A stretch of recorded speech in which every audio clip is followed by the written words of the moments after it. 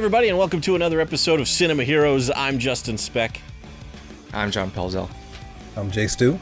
And today we're talking about RoboCop, released in 1987, directed by Paul Verhoeven, written by Edward Neumeier and Michael Miner, and starring Peter Weller, Nancy Allen, Kurtwood Smith, Miguel Ferrer, Paul McCrane, and Ronnie Cox as Dick Jones. This was before Paul Verhoeven did Total Recall and a few other films that kind of... So I don't know if this is the movie that necessarily put Paul Verhoeven on the map. That's what I was about to say, but I'm not entirely sure that's the truth. But he has a very interesting filmography, that Paul Verhoeven. He does. I'll go first and say I don't actually have a memory of seeing this for the first time. I do have a memory of seeing RoboCop 2 as a kid and like kind of watching it and knowing I really shouldn't be watching it because I was young. And there was a kid in that movie who was cursing a lot, and I was like, oh, I'm watching a rated R movie. But I don't really remember seeing this for the first time, so I think it was... I wouldn't be surprised if it was when I was, in my early 20s working at Blockbuster, or late teens working at Blockbuster. But what about you guys?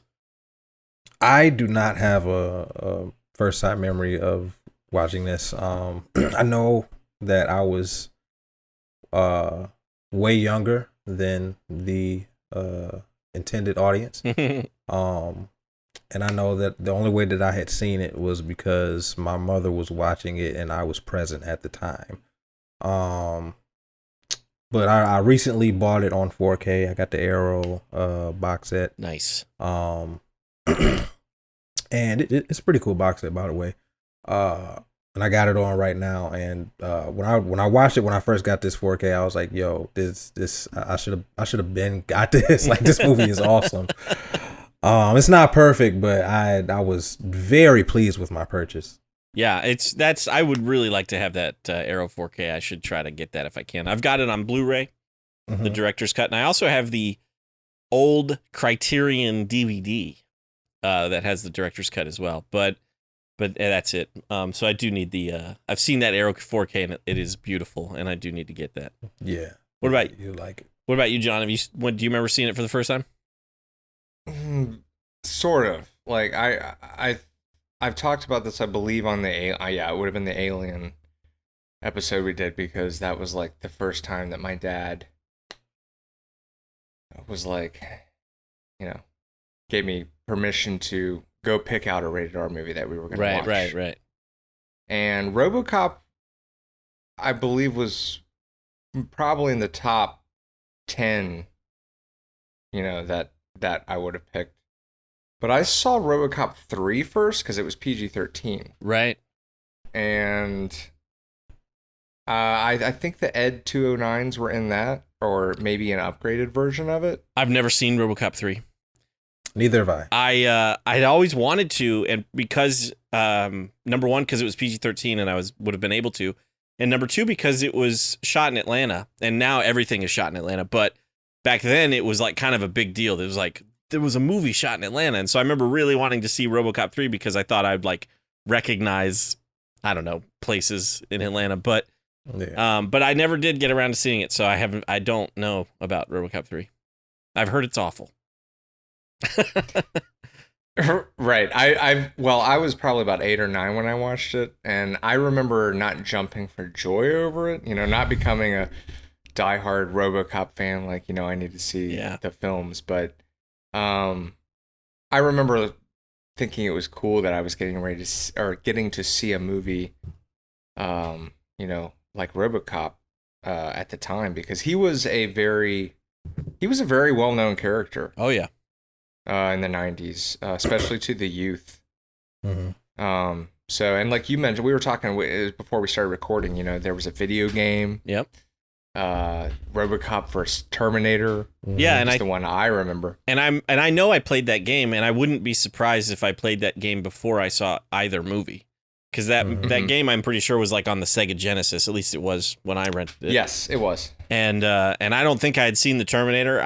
I'm fairly certain I had not seen Terminator 2. And so I don't think I had seen RoboCop 1 yet. But and then I also had RoboCop action figures. But we were talking also about how there was a RoboCop animated series in the late 80s. Which blows me away because I don't remember that. Really? Yeah. Yeah, I watched it every morning before school. I have a vague memory of it. And I'm wondering if that's where the action figures I had came from. It wasn't necessarily from the movie, but from the animated series. Was it good? I mean, I was like 7, so it was At the time, it was 7-year-olds amazing. good. Yeah, it's probably terrible now.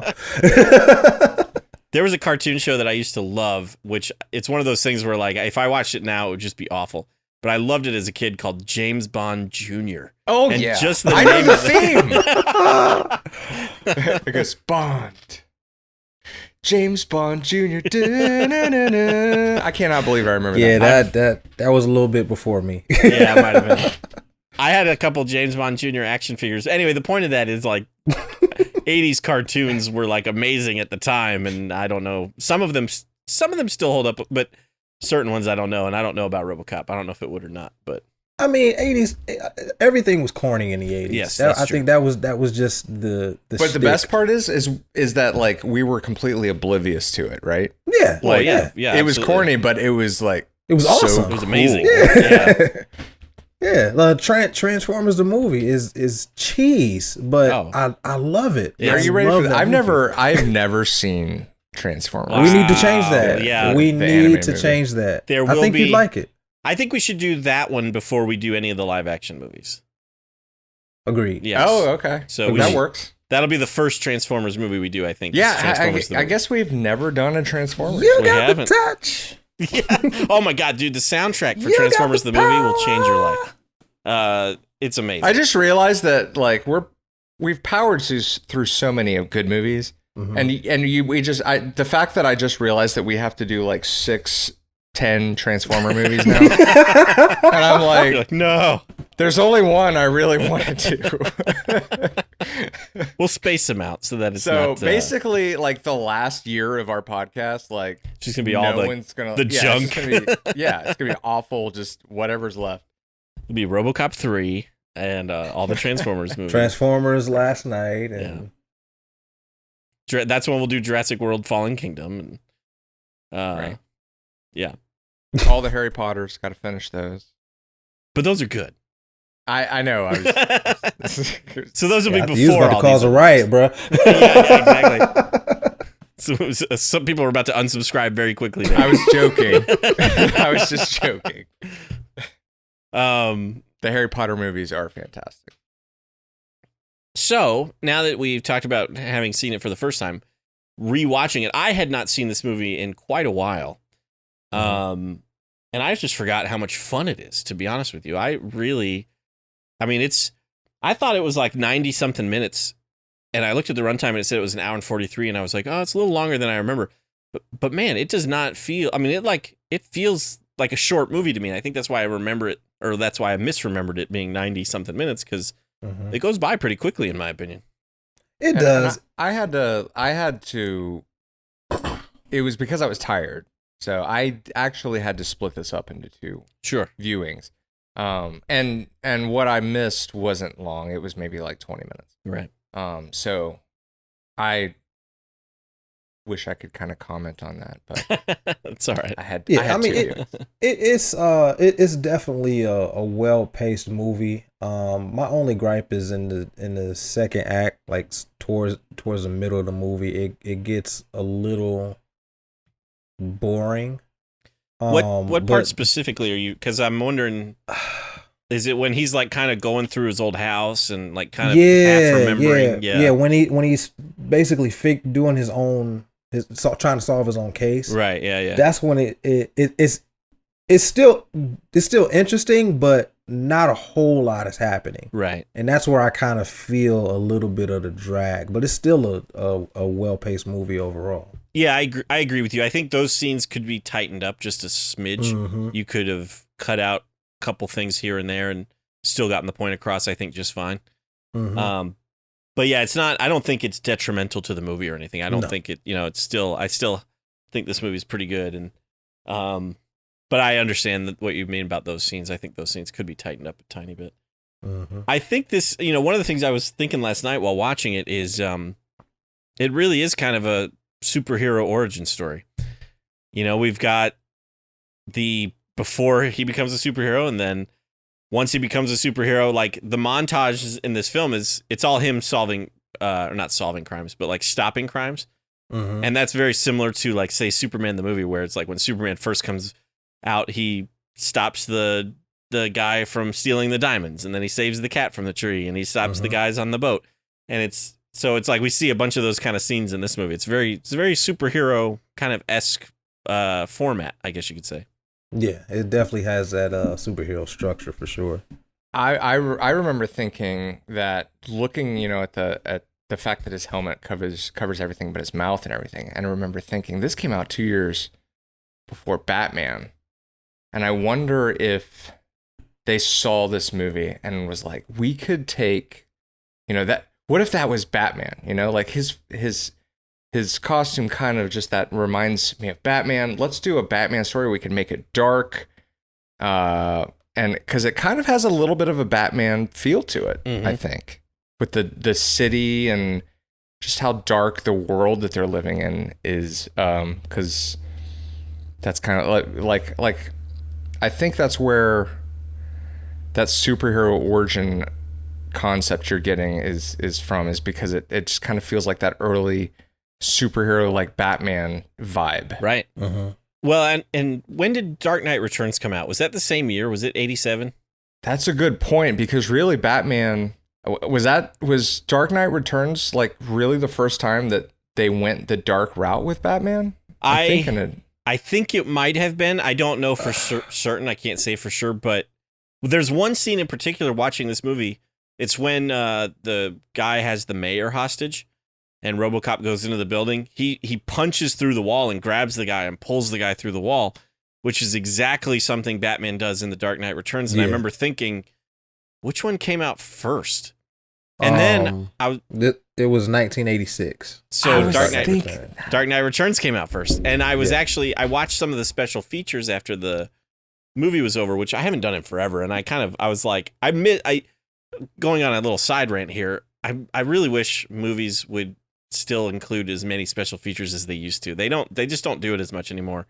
There's usually like a couple deleted scenes or a little featurette, and it's usually just people talking about how great it was working on the movie. It's like nothing really of substance. But this one had like a nice making of, and the writer of the movie, Edward Neumeier, one of the writers, was saying that he had been hired by the studios to read a whole bunch of comic books to, I guess, maybe try to find like a story that he could write, like a superhero story. And he ended up getting the idea for RoboCop from reading all those comic books. And so I wondered if he read The Dark Knight Returns and ended up kind of putting that scene in the movie from that comic book. I could definitely see that. Yeah, I could too. I also wonder if Terminator kind of boosted the idea of this. Instead of probably an indestructible robot that is trying to kill people, what if he's trying to save people and he's a cop? I can see that being the pitch for the movie, like what if think Terminator, but he's a good guy. I think I could see that being the thought process. It's such a cool idea, that there's this and we're in the future again, Justin, we're kind of seeing again, kind of like with Star Trek 4, how you have the future, but it's kind of dated. Not, It's an antiquated future. Yes. Right. Like they've got, their cool thing in their office is the fact that they have like 16 like tube TVs that are about 4x3 screens. Inch. Everything is 4x3, like the big TVs with the, exactly. I thought that too. I was like, this is the future, but it's the past. Yeah. I don't remember where I was going with that, but no worries. We were talking about Batman and The Dark Knight Returns and stuff like that. I don't know if that helps you at all, but let's talk about acting, I guess, for a little bit. What do you guys think about Peter Weller, as Murphy, as RoboCop? Oh, he was great. I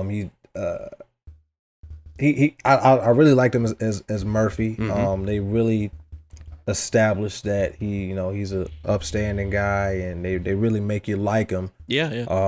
Before he turns into RoboCop, and then after he becomes RoboCop. He's very, like John said, he's very Batman-esque, very stoic, very robotic, all pun intended. Right. Yeah, exactly. It's almost like he, they were like, we want you to do, Arnold, like T1000, or T, was it T800? T800. Yeah, T800. And he's like, oh, I'll show you robot.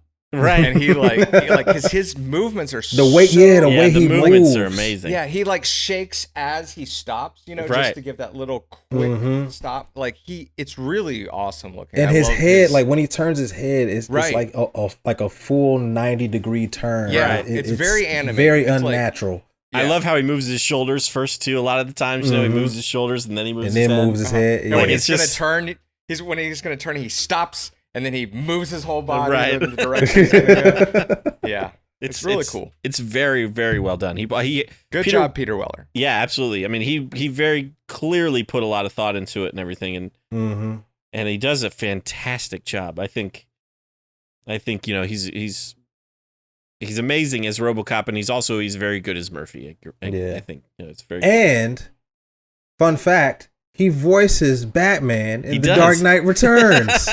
Everything comes full He circle. does. You're absolutely right. That's right. Wow. John is flabbergasted right now. There it is.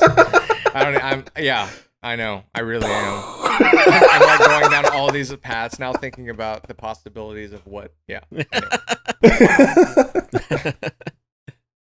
It's amazing. Some of the other actors, Nancy Allen, I think she does a great job. I wish that I don't want the movie to be longer, and I wouldn't necessarily want the first act to be longer, but I do think I wish we had kind of gotten to know her a little bit more, her character a little bit more before like meeting Murphy, or maybe with Murphy before Murphy's killed off. And she's rewatching it. She's in the movie a lot less than I thought. Yeah, exactly. Yeah, Right.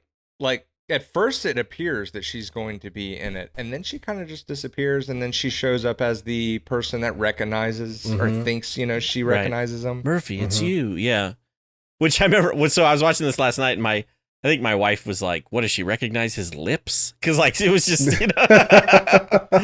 No, it was something he said, wasn't it? It might have been. I mean, that's how Paul McCrane, who plays Emil, recognizes him, because he goes, "Dead or alive, you're coming with me," and he's like, "No, we killed you." Oh, it was him spinning the gun. Oh, that is, you're right. Oh, It was what it was. Yeah. And I wrote it down a note about that, about how at the beginning of the movie, when they're like at getting the food, and he's just out like in public, like just Spinning his gun. Yeah. in front of Very responsible of a police officer. And he's like, "My kid likes to watch TJ Laser." TJ Laser does it, which I think is a great name for a TV show. Right. But you're right. No, she does see him at the shooting range spinning his gun, and that's how she kind of pieces that together. You're absolutely right. I forgot about that. RoboCop's gun, by the way, is pretty cool. Yes, it is. And I love how it goes into his leg like that. I think that's one of the coolest features. Speaking of that, like there's some like, I guess it's stop animation that It is, doing. yeah. Mm-hmm. Yeah, stop motion. And so I watched this with Luke, my oldest son, and I put it on, and I was like, "Hey, if you're interested, I want you to watch this movie. We're gonna do a podcast on it." And he's like, "Okay." So I clicked play before he could even see the icon, and he didn't mention knowing anything about RoboCop, and clearly didn't know who RoboCop was when we were watching it, because when the Ed 209 like comes out, Yeah.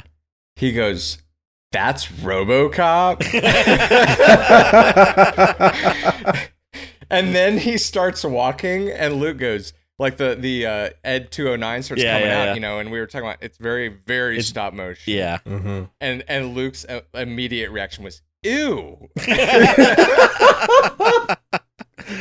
Oh, kids today. And I was like, man. yeah, I kind of agree, Luke. But I mean, I agree too. There's stop motion animation it's very obvious that it's stop but at motion the time, animation.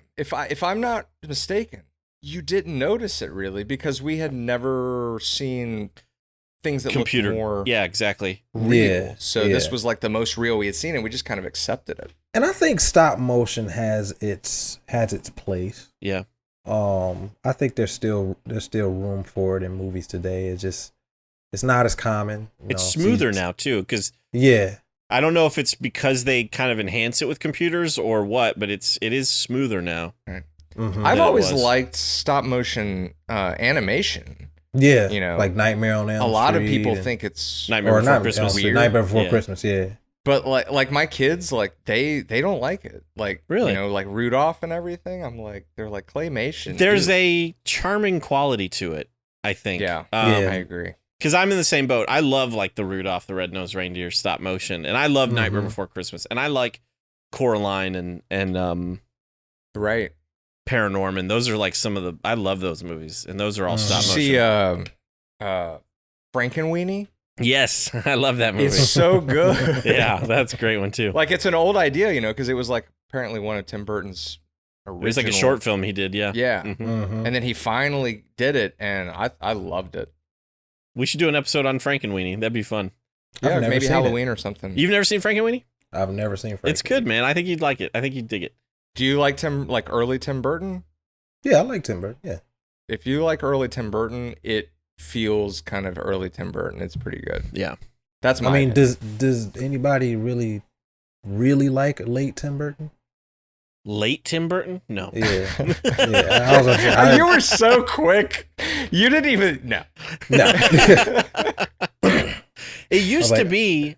I I mean, liked Alice in Wonderland actually a little. Like I remember liking Alice in Wonderland. Surprisingly, I did not expect to. Oh, and also what was it? Sweeney Todd was awesome. Haven't seen Sweeney Todd. I was Both of very bored watching Alice in Wonderland, and even more bored watching Through the Looking Glass.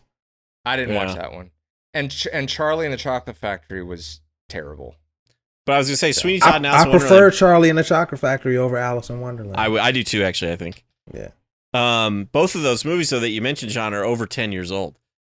I mean, those both came out in. I'm trying to think. Sweeney Todd, I want to say, was like 2009, maybe earlier than that. And Mhm. Alice in Wonderland was like 2009, 2010, something like that. I don't remember Mhm. exactly. I think it was but 2010. yeah. So, I mean, it used to be Tim Burton. If it said a Tim Burton film, I was like super excited, ready to go. I was going to be Right. in the theater to see it. Now, I don't really care. Don't care. Right. Uh, No, I'm with you. I And you're didn't right s- about the 2010 stuff, but even but that wasn't like when I say Tim Burton, I'm talking, Beetlejuice, Batman. Yeah, of course. Yeah. Edward Yeah. Scissorhands. Yeah. Right. Ed Wood. I love I've never seen Edward that. Scissorhands. Mhm. You never seen which one? Ed Wood. And I remember actually when you were like living, still at your parents, like you bringing up Ed Wood and how much you liked the movie. So I need. I've to never watch seen that it at either. some point. So there's a way to watch Ed Wood because this is the way that it was introduced to me. You have to watch the real Ed Wood's Plan 9 from Outer Space first. That's the movie that the real Okay. Ed Wood directed. I don't know if it still is considered the worst movie of all time, but it used to be considered the worst movie of all time. Then Battlefield Earth came out. Right, exactly. Right. And it's funny because I remember watching like either a special feature on Plan 9 or something, but one of the people being interviewed was saying, it's considered one of the worst movies of all time, but it is so entertaining that how can it be the worst movie of all time? It's because it's one of those movies that it's so bad it's good type of thing, Right. Mhm. And actually, I have on Blu-ray the Riff Tracks Live. They did a Riff Tracks Live for Plan 9 from Outer Space. And so that makes it kind of even better because they're making jokes throughout the whole thing, which makes it even funnier. But if you watch Plan 9 from Outer Space first, you will appreciate Ed Wood 100 times more. If you just watch Ed Wood, you'll be like, that's a good movie. But if Right. you watch Plan 9 first, then I think you'll really appreciate it. And that's how Bad- it was shown as like a double feature to me. Oh, They cool. showed me Plan 9, and then right afterwards we watched Ed Wood, and I fell in love with it. It's my favorite Johnny Depp movie. I would say it's Wow. my favorite Tim Burton movie, but Batman and Batman Returns probably are, higher than that. But You like Ed Wood more than Beetlejuice? Yeah, I was gonna say that's. I And probably Edward Scissorhands. I probably do. Yeah, right. I know it's crazy, but I probably do. And part of that is because it's about movie making, and I love movies about movie can see making that. and stuff. I can see Stu that. and I have Yeah. not seen it, so we really can't say anything. You know? Yeah, but I've grown to really love Edward Scissorhands because there's such a magic to it. Yeah. Oh yeah. I love that it's a dark fairy tale. Yeah. For But sure. it still feels very, very fairy tale like, Right. and very fantasy and magical. That's a feel good movie. That movie Absolutely. really makes me feel good. I love Edward Scissorhands. Don't get me wrong, and I love Beetlejuice too. But Mhm.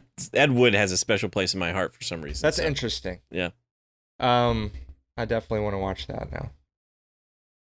And I'm glad, and that's good information to have to watch. Thank you for sharing that. Well, we could cut this part out. If you guys want to watch Ed Wood, I would love to have you over one day, and we should watch Plan 9 from Outer Plan Space, 9. and Sounds then like Ed Wood maybe right that's the afterwards, plan. and I think it would be a lot of fun. Hey, book it. Book it. But maybe we should get back to RoboCop now. Yeah. Definitely. Usually this happens when the movie's really bad and we don't really have things to talk about, and so we end up going on. Well, here's the thing. This movie was so, I think, just a part of pop culture that we started talking about pop culture. Well, as yes, well. I agree. I think you're right. Yep. Yeah.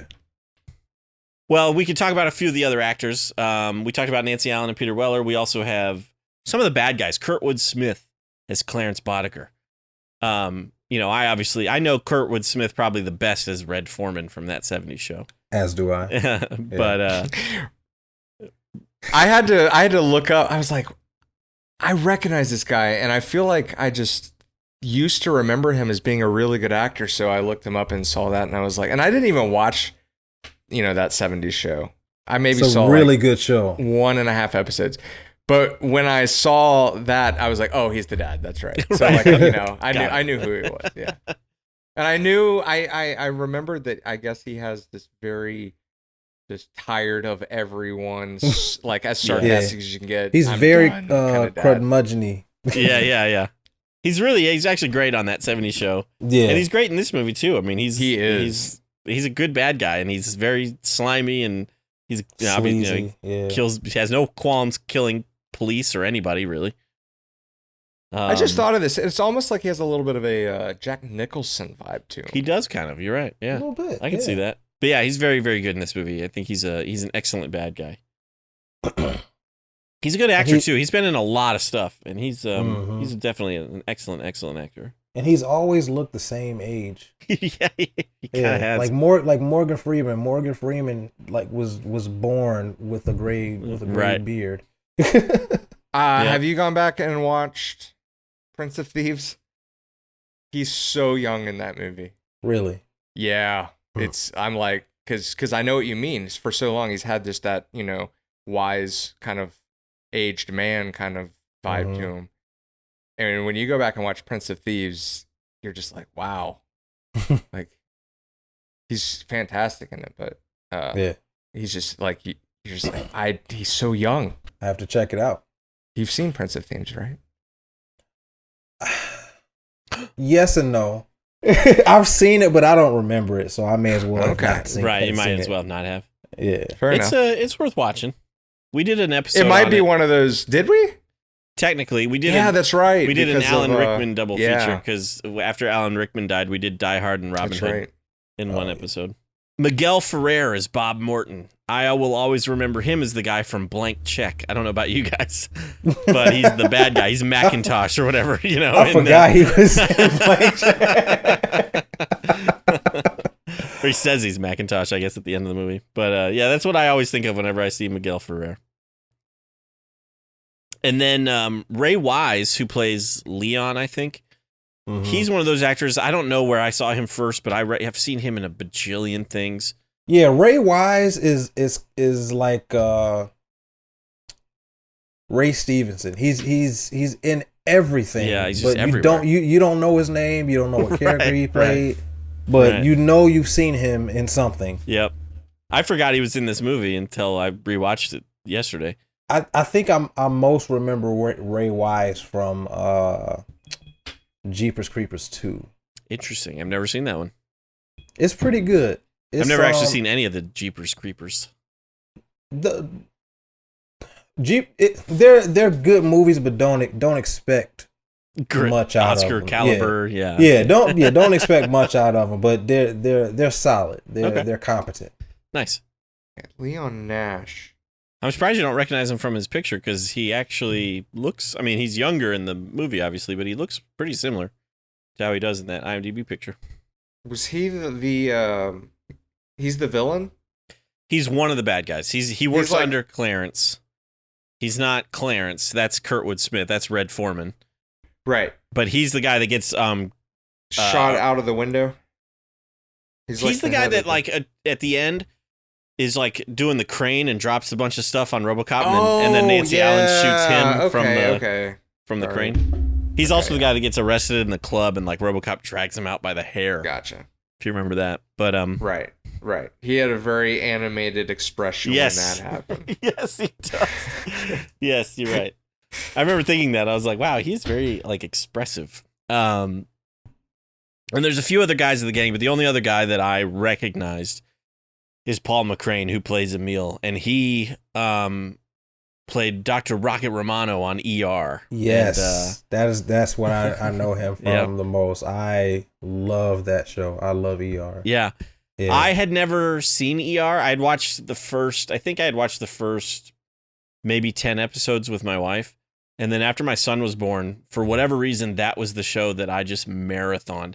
I'd sit there and like rock him to sleep, and I would just watch. I watched 10 seasons of ER in that 4 weeks that I took off work for paternity leave. So I still haven't finished the show, but what season are you on? I'm on 11 now.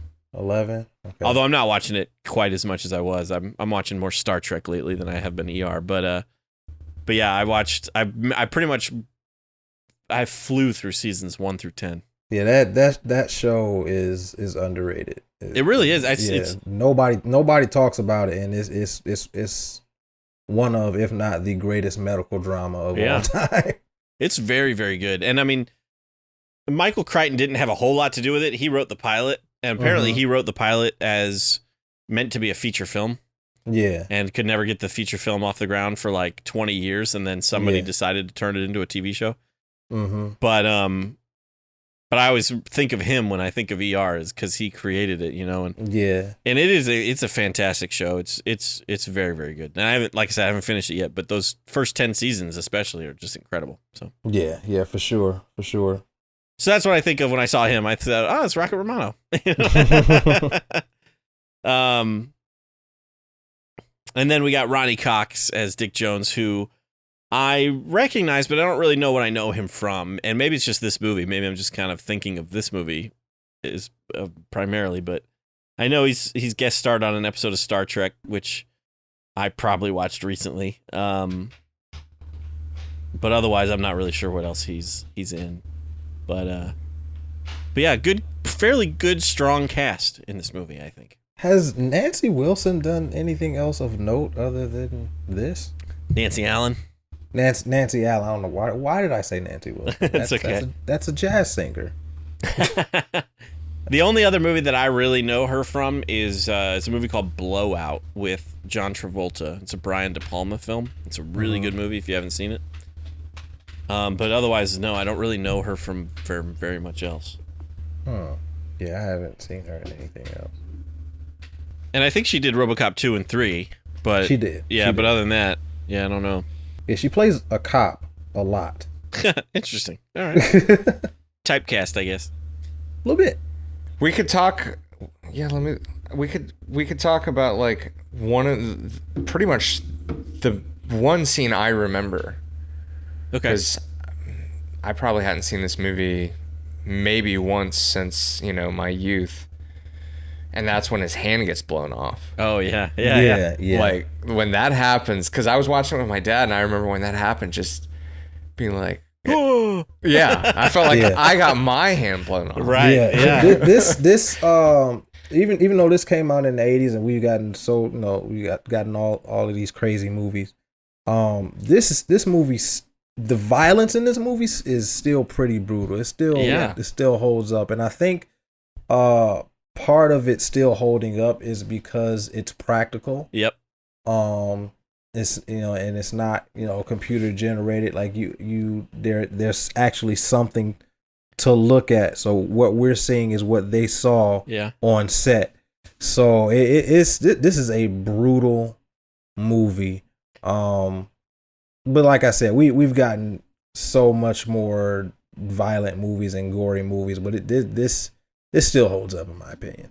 There's an element of realism to it. I mean, obviously that Murphy's getting shot a bajillion times and he's still standing, so that's maybe a little unrealistic. But like, it's that I think what I like about 80s practical effects is because they knew if they stayed on it too long, you'd notice the effect. So a lot of times with these violent shots, it's like you see the hand get blown off, but then it cuts very quickly. And you're just kind of like, did I just see that type of thing? Right? Yeah. And I think that like really sticks with you almost more than lingering on it, perhaps like they might do nowadays because it would be CG or whatever. I mean, this movie does linger a few times. I mean, when dude got shot at the board meeting in the well, that's true, yeah. in the beginning of the movie, like they lingered on that quite a bit. That guy got blown away. Yeah, he got turned into hamburger meat. That he did, yes. That was another practical effect brutal scene. Just with, I felt bad for that guy. He's like he was basically voluntold to do this and then got killed for it, and nobody really. I mean, there people in the room were freaking out, but like nobody really cared. Yeah. The old guy, I think he doesn't even have a name. I think they just call him the old guy. The old man. The old man. He's just sitting there just like disappointed. He's just like, this is a lot of paperwork we got to fill out. Are you kidding me? He like does not care. And then of course Bob really doesn't care. Like they're not shocked. They're just annoyed. They're inconvenienced. Exactly. Like, really, you just had to go and die? And I was gonna save this for later, but since we're like on the flip side of that is at the end of the movie when Dick Jones gets murdered, Johnson is like so happy about it. He's smiling and he like gives RoboCop a thumbs up, like job well done. Like it's just so crazy to me. That's I mean, it's an 80s movie. One of the things that we can talk about too, bringing up just the talent of the movie making in this, I think, and the creativity of it was when he's waking up for the first time, and we get so long of a period where we're just seeing the POV of RoboCop through the computer screen, and you have them coming and talking to him, and it's almost like that thing that we've talked about, Justin, the Steven Spielberg, where he's holding, the prize. He's like, you think you're gonna get it, and you're right, you can feel it, but you have to wait until the big reveal. And they're doing that kind of through RoboCop's eyes until you finally get to see him, walk out, where people get to. And even then, like when he's walking out, the camera stays behind him for a long time. Right. And so I remember thinking, like, I forgot about that. Like they really wait till the very last minute to show you RoboCop, and it ends up not really being this big reveal. It's like you see him as he kind of turns around to take his seat in that like cage thing, but for the longest time you're behind him, or you just see like his feet or something. And I really liked it. I thought those were really cool directorial choices. The look of RoboCop, I think, is iconic. Obviously, when the remake came out and they made his suit all black, I remember just thinking like, ugh, it just didn't have that same kind of magic to it. I don't hate it. Yeah. I do agree it doesn't have magic, but I think it still looks cool. Wait, there's a portion of the. Are we not talking about the newer RoboCop?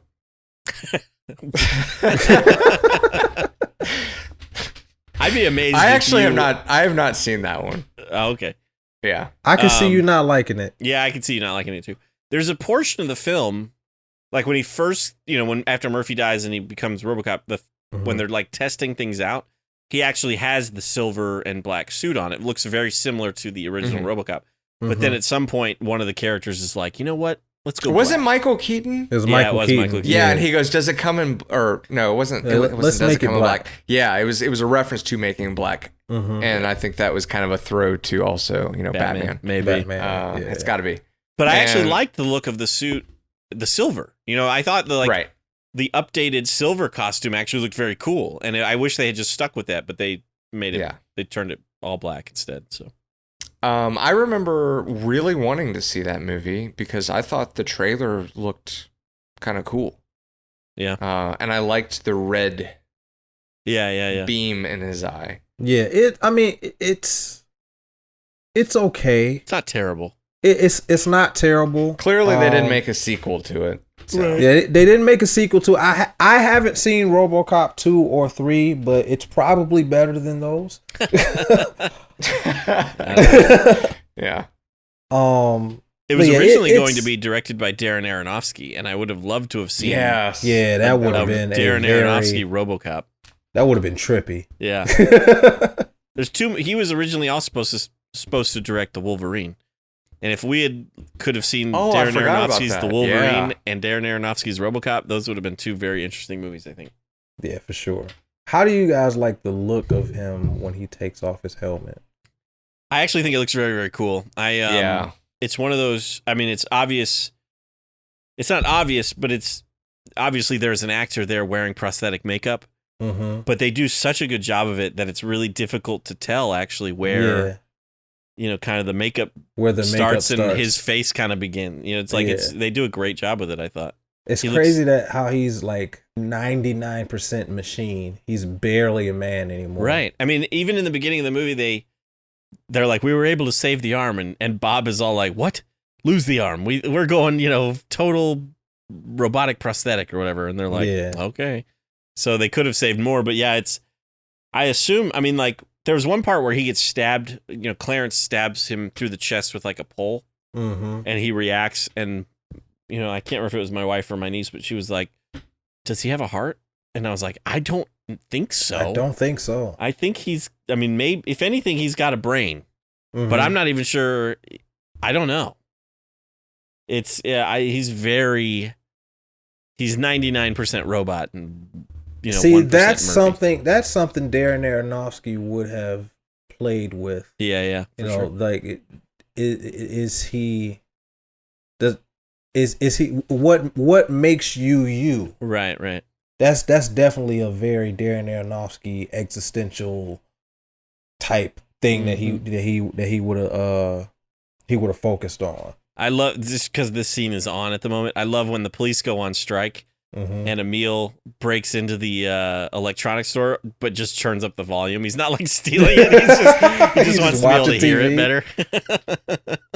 I did not pick up on that. Yeah. It's hilarious. There's like looting going on, and they're making a bunch of noise. So he like breaks the window to the electronics store, but then he just turns the volume up on the TV and continues to just watch the TV. Gotcha. I'd buy That is that like for $1. that's actually right where I had to Turned it off. Yeah. So when I turned it back on, that was happening. I was kind of trying to settle back and be like, okay, what? And I rewound it a little bit, but anyway. The end of the movie, watching the end of the movie with a break. Yeah. I wish I had not done that because I felt like I saw more, I guess, of like the 80s kind of limitations coming in at that instead of watching from the beginning, which I just was kind of having. It's not that I wasn't having fun at the end. You felt disconnected because you took that break. Possibly, yeah. I don't know if it's the break or not, but like I don't know. Was there a moment specifically that kind of took you out of it? No, because I'll tell you what, the ending is my favorite scene in the movie. When RoboCop shows up, when he destroys the Ed 209 outside, and he shows up at the boardroom, and he's like, I'm here to arrest Dick Jones for murder or whatever. And he can't because of Directive 4 until the old man says, Dick, you're fired. And he goes, thank you. And I love that. And then the way the movie ends, too, where he, and actually in my memory, it ended sooner. I thought the old guy said, "What's your name, son?" And he goes, "Murphy." And as soon as he said Murphy, it cut to black and did dun dun dun dun dun. Credits rolled. But it's actually, he says Murphy, and then he kind of turns and walks out of frame, and then it cuts to black. But the one part of that scene that really kind of takes me out is when we see Dick Jones falling from the window. It's like his arms almost look like they're way growing. too long. Yeah, it's like it's a puppet, I don't know why like the arms are so crazy. Yeah, but it looks it does not look very good. And so that is the one part where I'm like, I wish that was a little bit better. But the ending of the movie is just so perfect to me. Although my niece pointed out right before that, RoboCop is killing all the bad guys at like the steel mill. Yeah. And Nancy Allen, she gets shot. And she's like lying in the water, and she ends up shooting Leon before RoboCop kills Clarence.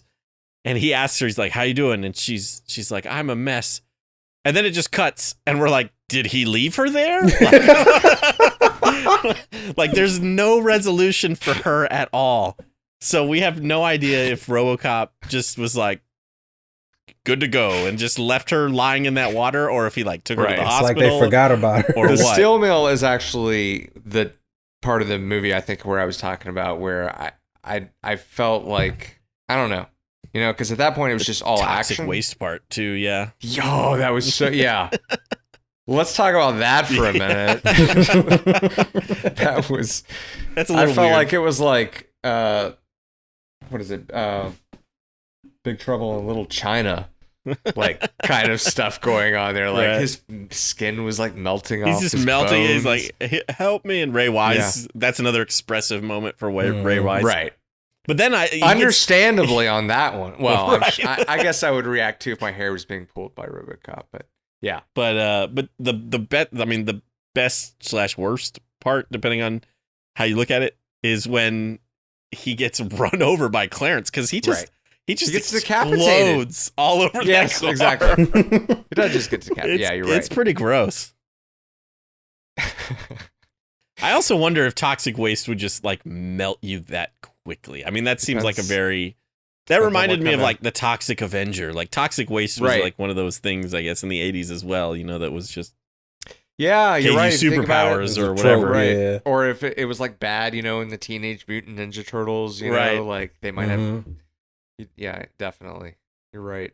The 80s were a very creative, goofy, magical time. Magic. The 80s were very ambitious. Very ambitious. I love late 80s, early 90s, mid 90s action movies. I just think and this falls into that category. I think there's just this, Terminator 2, Aliens, Speed, all those movies. They just have like a charming, fun, entertaining quality to them that I think action movies nowadays kind of lack. Well, the thing is, 80s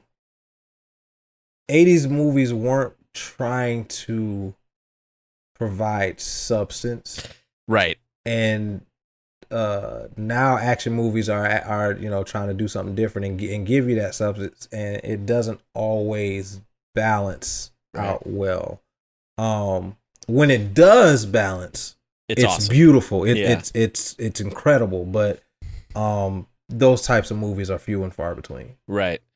I agree, and I think and we're very critical of the movies that don't have those substance now too. If an action movie came out like this today, I think we would criticize it for being silly and not having enough depth, and and characters being two-dimensional and things like that.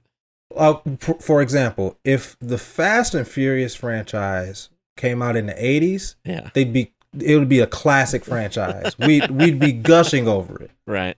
More so than we are already. Yeah. Yeah.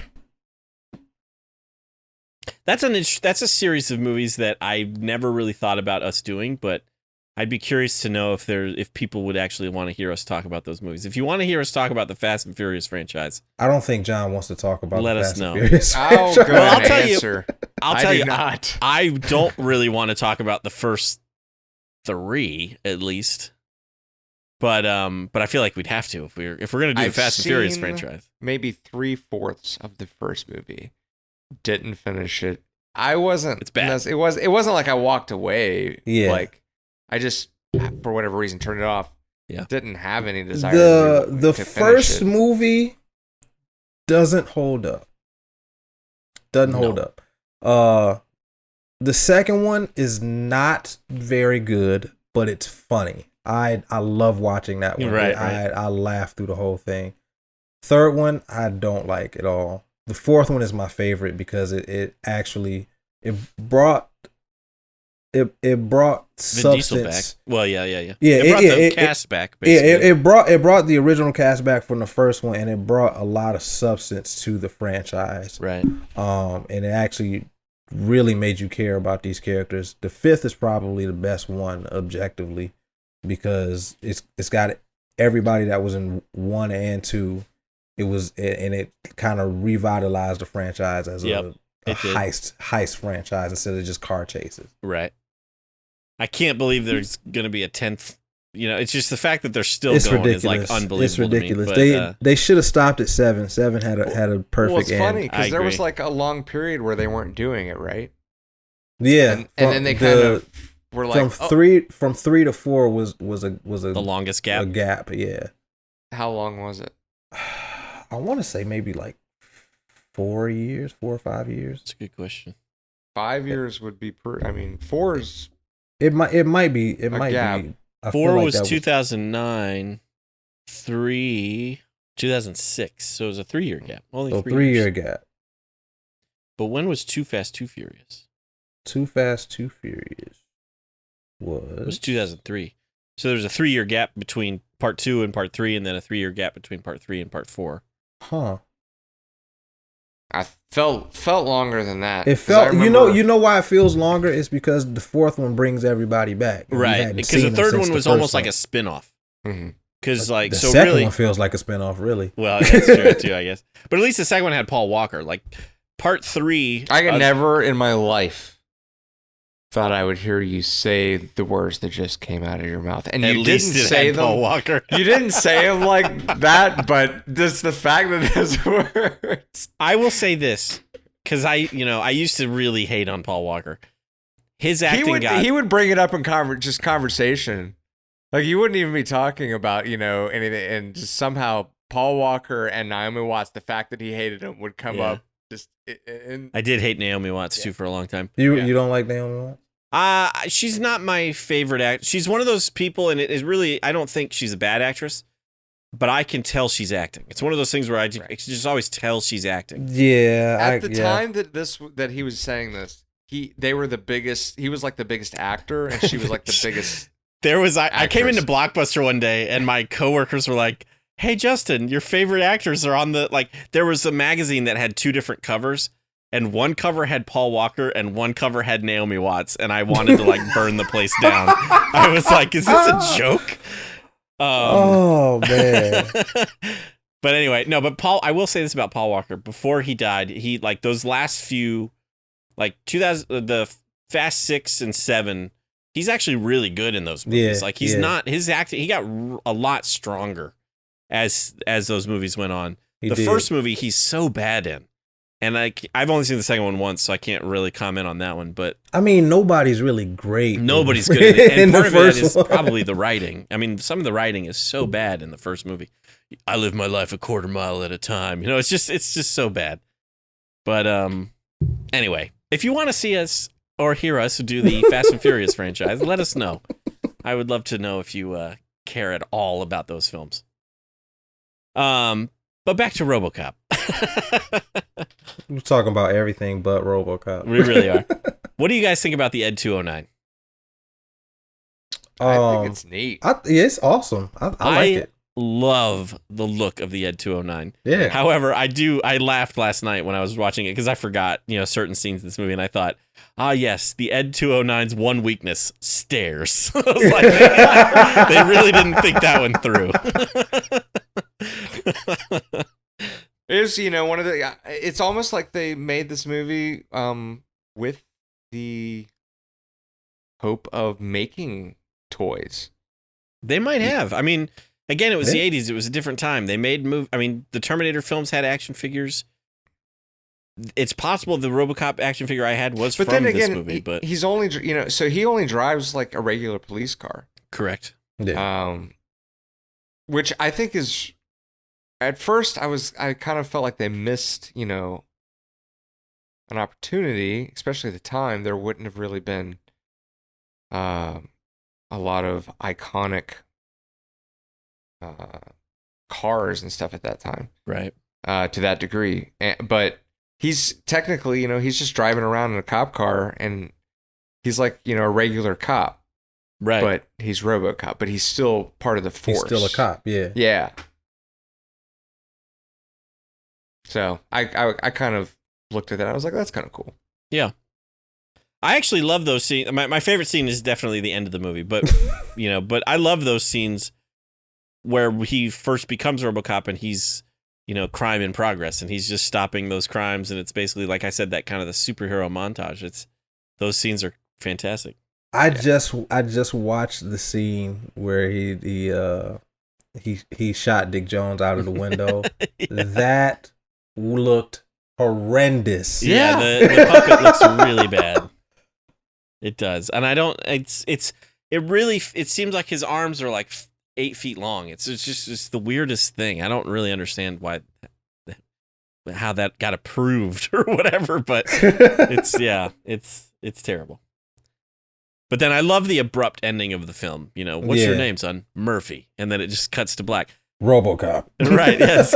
I love that. I wish, it's just it's great. And the music is really good too. I can't. Yeah, it's really good. Pronounce the composer's name exactly, but I think the music does very, very well.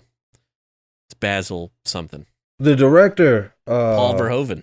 Yeah, Paul Verhoeven. I really like the look of his movies. Mm-hmm. He has a very distinct style, very bright, kind of cartoony.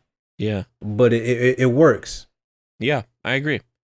I mean, like I said, he's got a very interesting filmography. He did this movie. He did Total Recall. He did Basic Instinct. Yeah, he also did Showgirls. I mean, he's just got a crazy filmography. But I think his best movies are from the late 80s, early 90s. Total Recall, RoboCop, Basic Instinct. He did Hollow Man as well. I forgot he did Hollow Man. Yeah, that was a cool movie. I don't know if it holds up, but that's a guilty pleasure. That movie's not very good, but I like it though. I was gonna say I have not seen it in forever, but I remember liking it when I saw it. I saw it in the theater, but I don't know if it holds up. Yeah, but Starship Troopers. That's another one. Yeah, I forgot about that. That is some high quality H2O right there. That's right. Yeah, good stuff. One thing I forgot when I was watching this movie is those commercials that kind of play throughout the film. We get those little news clips, and I actually laughed out loud at the Nukem board game. Get them before they get you. That just cracked me up. I forgot all about that. I thought that was hilarious. And it's really cool too, because they're doing that, and it's being in the future, they're showing you how different this place is, because that's like on TV being advertised to children, and you can't fathom it. Right. Mm-hmm. Yep. So it's great. It's fantastic. I mean that's part of the movie's charm. You can kind of see it as a satire. Yeah, absolutely. There's a lot of comedy in it. Definitely there's a lot of tongue in cheek comedy, and it clearly has a distinct audience and a distinct target as far as who it's making fun of. As far as the propaganda and the desensitization of violence in media. And yeah. So it definitely, while it is silly and it is fun, it's definitely trying to say something. For sure. Yeah, I agree, and I think it does a good job at it too. Those news stories. I mean, that you just kind of reminded me. I don't remember specifically, but I feel like there was at least one where they were like, so and so, this thing happened and these amount of people died. Well, next on the news, it was like, it was just that's exactly how it happens. Right. So yeah, they did a good job with that, I thought. Yeah, for sure. Well, hey, let's go into ratings. I'll go first if you'd like. This movie, I think, kind of falls, like I said before, I love 80s, 90s action movies. They have that kind of charming quality to them, and even though this one is brutal at times, it's still just a lot of fun. I mean, I forgot. I had not watched this movie in quite a while, and I forgot how much fun it was.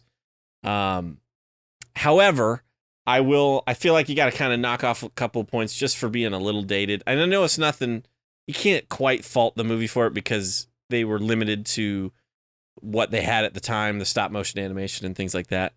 But for me, it's a 4 out of 5 star movie. 4 out of 5 at 209s. I don't know. I couldn't think of it in time. Yeah. Yeah, I agree with you. It's a very, very fun movie. As far as it's the quintessential 80s action movie. It doesn't get any more 80s than this as far as action movies. It definitely has that quirky cinematic magic to it from the 80s.